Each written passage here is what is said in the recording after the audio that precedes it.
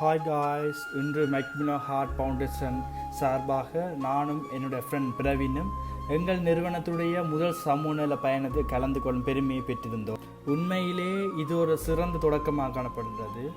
மொத்தம் 120 மரங்கள் கிளிநொச்சி சென்ட் திரேசா மகளிர் கல்லூரி வளாகத்தில் நடப்பட்டு பசுமை எதிர்காலம் நோக்கி எடுக்கப்பட்ட ஒரு முக்கியத்துவமான ஒரு அடிக்கல் இதாக காணப்படுகின்றது. மரங்கள் என்பது வெறும் செடிகள் அல்ல, அவை எதிர்கால தலைமுறைக்கு நிழலும் நம்பிக்கையும் உயிருமாக காணப்படுகின்றது.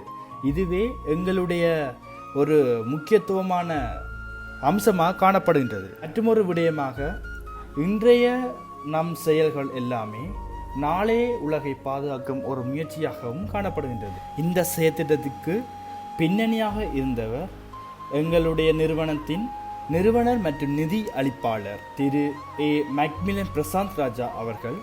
அவரது தொண்டு மனப்பான்மை, எதிர்கால சமூகத்தின் நலனுக்காக எடுக்கப்படும் தன்னலமற்ற முயற்சிகள் இந்த அறக்கட்டளையின் அடித்தளமாகவும் திகழ்கின்றன.